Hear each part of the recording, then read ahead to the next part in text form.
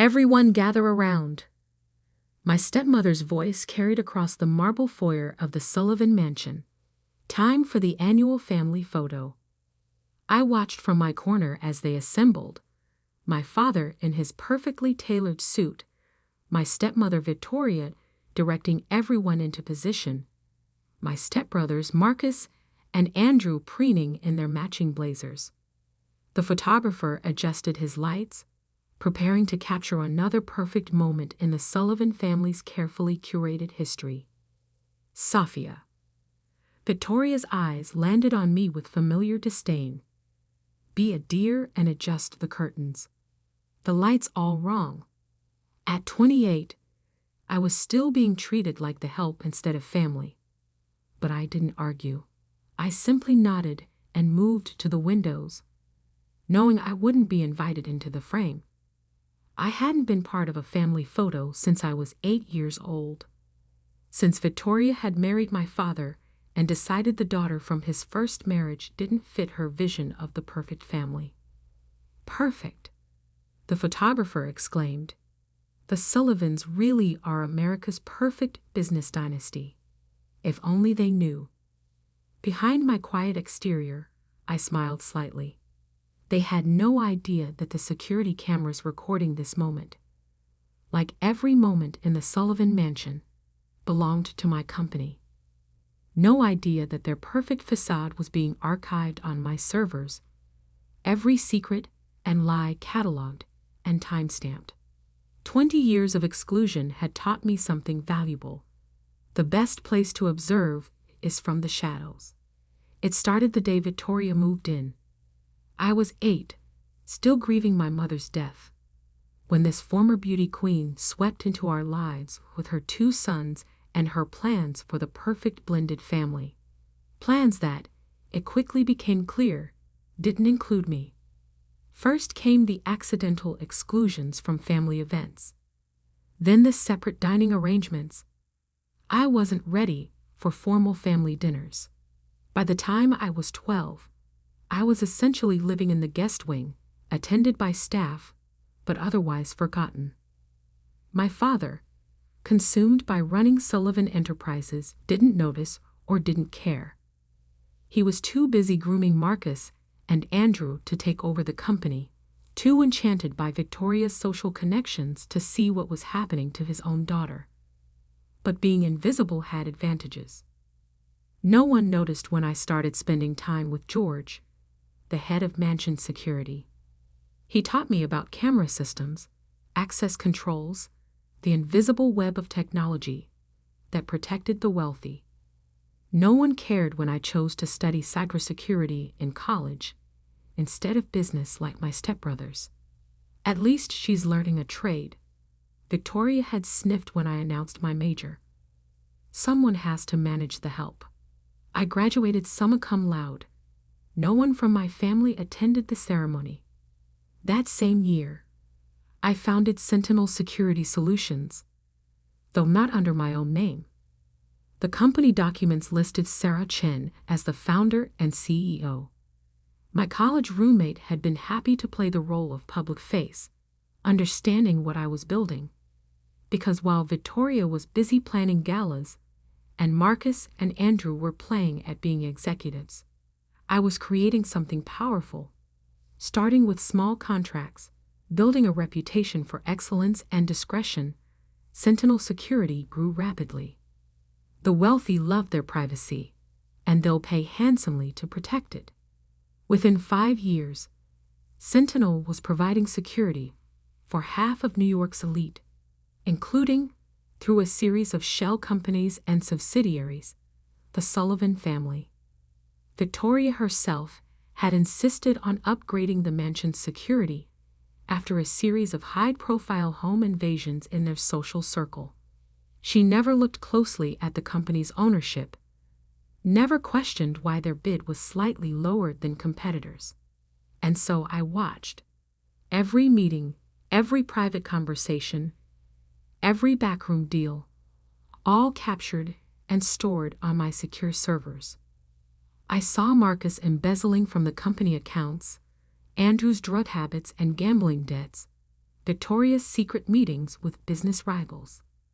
Most importantly, I saw my father's transformation from respected businessman to willing participant in corporate fraud. The perfect family's perfect facade was built on lies, corruption, and stolen money, and I had proof of all of it. Safia. Victoria's sharp voice pulled me from my thoughts. Stop dawdling with those curtains. We have guests coming for the foundation dinner. The foundation, Victoria's pride and joy, the Sullivan Family Charitable Foundation. On paper, it supported children's education. In reality, it was a sophisticated money laundering operation. The security cameras had captured plenty of evidence of that too. Yes, Victoria, I said quietly, adjusting the curtains one final time. As the photographer packed up his equipment, my phone buzzed with an alert from Sentinel's monitoring system. Another suspicious transfer from the foundation's accounts.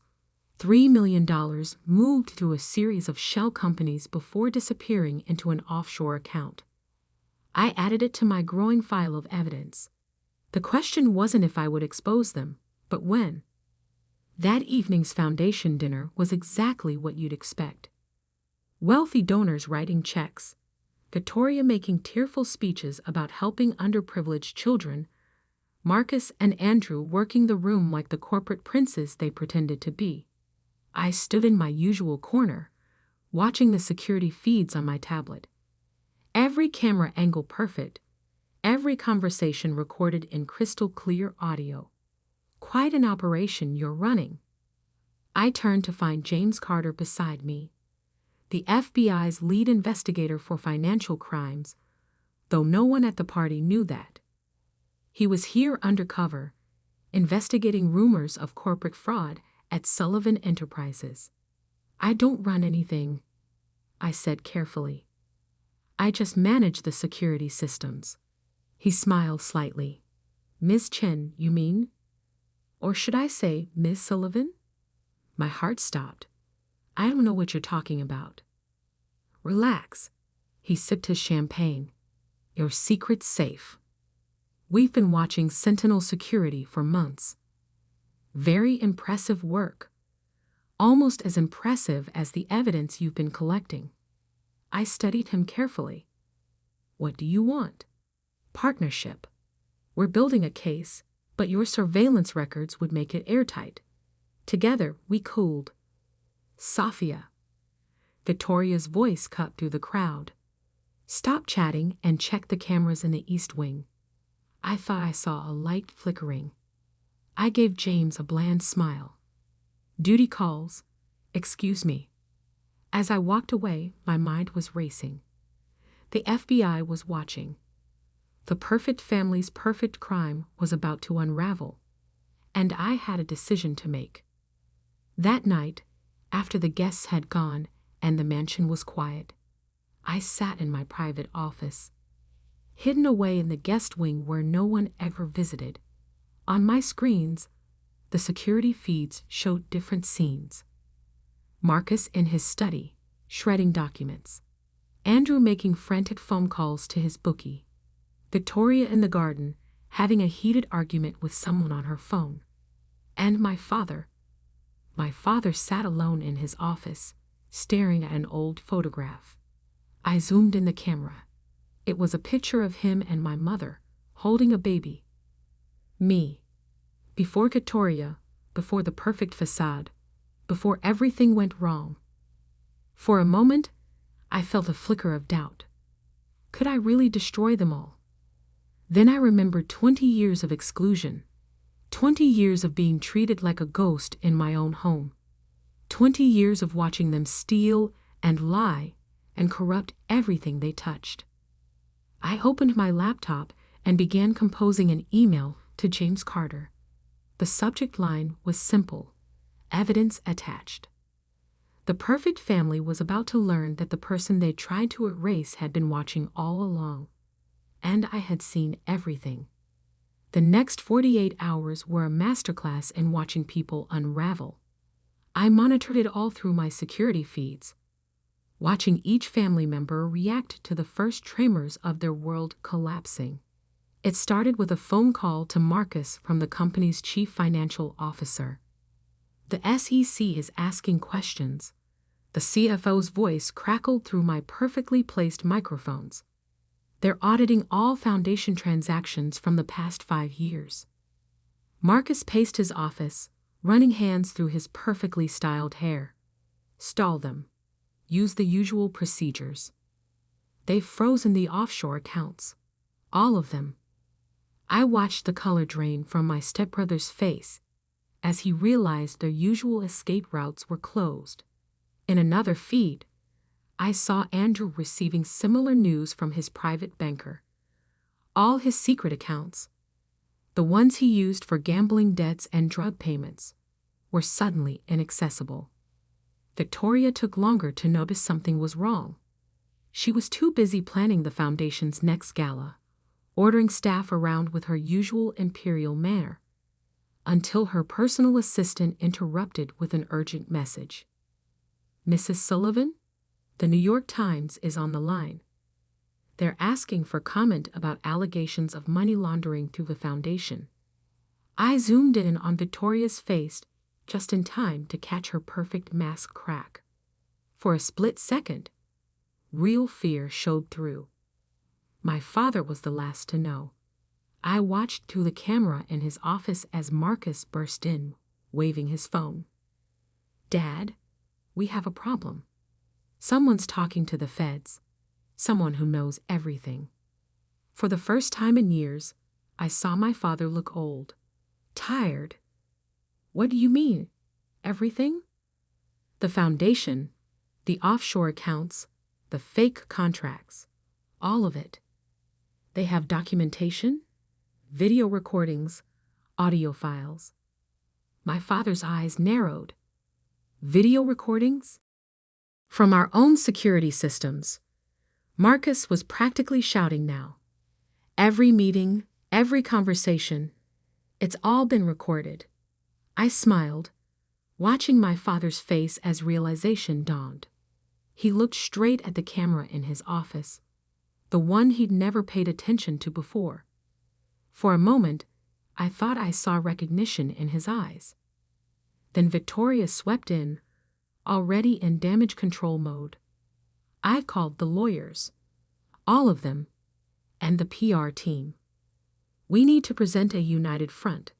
She looked around the office. "Where's Sophia?" My father frowned.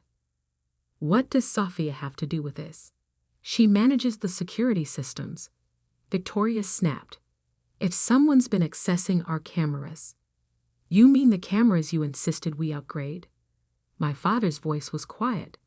"The contract you pushed through without review." Victoria's perfect composure slipped again.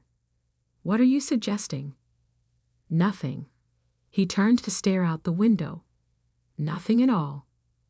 I switched feeds to the mansion's entrance just in time to see 3 black SUVs pull up. FBI agents emerged, led by James Carter. "Right on schedule," I murmured. My phone buzzed. A message from Sarah Chin, my public face at Sentinel Security. "They're moving on all locations simultaneously. 15 federal warrants being executed right now." I sent back a thumbs up, then switched my attention to the main foyer camera. Victoria was trying to prevent the agents from entering, waving papers from her lawyers. "This is harassment. We're upstanding members of the community." "Mrs. Sullivan." James Carter's voice was polite but firm. "We have warrants for the arrest of Marcus and Andrew Sullivan on charges of fraud, money laundering, and conspiracy. We also have a warrant to seize all electronic devices and security recordings from the premises." "Security recordings?" Victoria's voice rose an octave. "But those belong to Sentinel Security. You can't." "Actually," Carter smiled slightly, "we have full cooperation from Sentinel's CEO, Ms. Chin. Or should I say?" He looked directly into the nearest camera. Miss Sullivan? The silence that followed was deafening. I watched Victoria's face as she processed what he'd said, as she finally understood who had been watching all along. "No," she whispered. "That's impossible. She's nothing. She's no one. She," my father said quietly, "is my daughter, the one you told me to forget." I switched feeds again, watching as agents led Marcus and Andrew out in handcuffs. My stepbrothers were shouting about lawyers, about family loyalty, about how this must be some mistake. But my attention was on my father. He stood in his office, staring at that old photograph again. Then he did something that surprised me. He walked to the camera and spoke directly into it. "I'm sorry, Sophia. I should have seen what was happening. Should have protected you." He paused, then added softly, "Your mother would be ashamed of what I've become." For the first time since I started this, I felt tears in my eyes. My phone buzzed again. Another message from Sarah. They found the Foundation's real books. Victoria's being arrested too. I watched through the cameras as they led my stepmother out. Her perfect hair was mussed, her designer outfit wrinkled. She was crying, mascara running down her cheeks. "This is your fault," she screamed at my father. "You and your precious first wife's daughter. We gave you everything. The perfect family. The perfect image. Perfect." My father's laugh was bitter. "We destroyed the only perfect thing I had, and now we're paying for it." I switched off the feed, letting my screens go dark. 20 years of watching, waiting, and recording had led to this moment. The perfect family's crimes were exposed. Their empire was crumbling. But as I sat in my hidden office, listening to the chaos below, I realized this wasn't the end. It was just the beginning, because I had one more card to play. One final revelation that would change everything. And this time, I wouldn't be watching from the shadows. This time, I would step into the light. The Sullivan mansion felt different without the perfect family. Empty rooms echoed with memories. Security cameras watching silently as federal agents boxed up evidence of 2 decades of fraud. I sat in my father's office, now my office, reviewing the final piece of evidence I hadn't turned over to the FBI. A video from 15 years ago, captured by the old security system. The one Victoria had insisted on replacing with my company's equipment. On the screen, my father and Victoria stood in this very room, arguing about me. "She's becoming a problem," Victoria said, pacing in agitation. "She's too smart, asks too many questions. She'll figure out what we're doing with the Foundation." My father looked tired, already beaten down. "She's my daughter, Victoria, my only link to Catherine. Your dead wife isn't here anymore." Victoria snapped. "I am. And I'm telling you, either the girl goes to boarding school or our arrangement ends. Choose." I watched my father's face as he made the choice that would shape all our lives. "I'll make the arrangements." 2 weeks later, I was shipped off to a boarding school in Switzerland. The perfect solution. Far enough away that I couldn't interfere with their schemes, but expensive enough to maintain the family's charitable image. What they hadn't counted on was that my exile would give me exactly what I needed: distance, perspective, and time to plan. My phone buzzed. James Carter calling. "The DA is offering deals," he said without preamble. "Marcus and Andrew are ready to flip on Victoria. They're claiming she masterminded everything." I smiled. "And the evidence I sent this morning?" Game changer. Victoria's lawyers are already reaching out for plea negotiations. The evidence in question was devastating. Videos of Victoria meeting with known money launderers, Audio recordings of her threatening employees who asked questions. Paper trails showing her systematic looting of the foundation. "What about my father?" I asked quietly. Carter sighed. "He's cooperating fully. His lawyer thinks with his age and health, he might avoid jail time. But the company will need new leadership," I finished. Because that was my final card, the one I'd been holding back until now. While Victoria had been busy destroying the family's legitimate business, I had been quietly buying shares through various shell companies. Combined with my father's shares, which would be forfeited under the plea agreement, I now controlled 51% of Sullivan Enterprises. The prodigal daughter wasn't just back. She owned everything. A knock at the office door made me look up. My father stood there, looking older than his 65 years. "The FBI said I'd find you here," he said softly. I gestured to the chair across from me. He sat down heavily, his eyes moving to the security camera in the corner. "All these years," he murmured, "you were watching, building your own empire while we destroyed ours." "Not destroying," I corrected, "transforming. Sullivan Enterprises can be legitimate again, ethical." He studied my face, really looked at me, perhaps for the first time in 20 years. "You look so much like your mother. She would have been proud." Would she? I turned my laptop so he could see the old video still playing. "Proud that you chose Victoria's schemes over your own daughter." He flinched. I was weak, afraid of losing everything if Victoria exposed my early frauds to the board.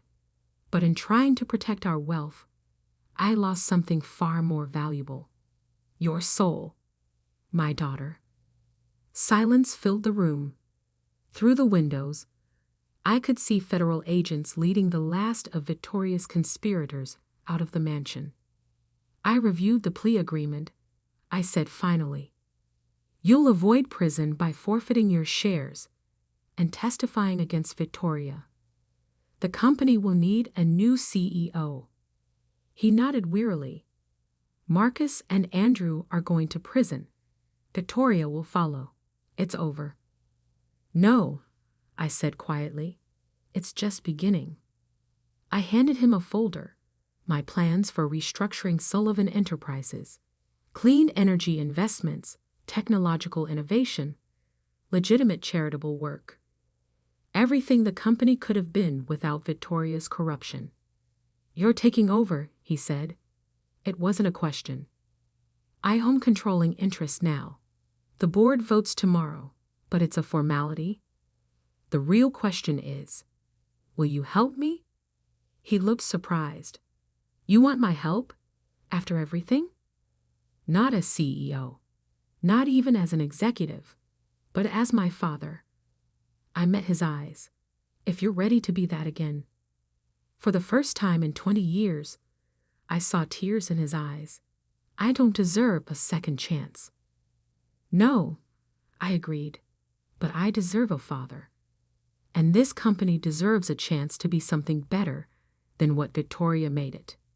The next few weeks were a whirlwind of change. Victoria, facing overwhelming evidence, accepted a plea deal, 20 years in federal prison. Marcus and Andrew got lighter sentences in exchange for their cooperation, but they would still spend years behind bars.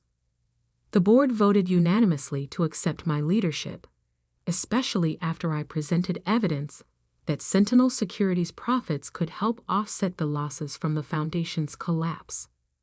My father, true to his word, took a humble role as an advisor.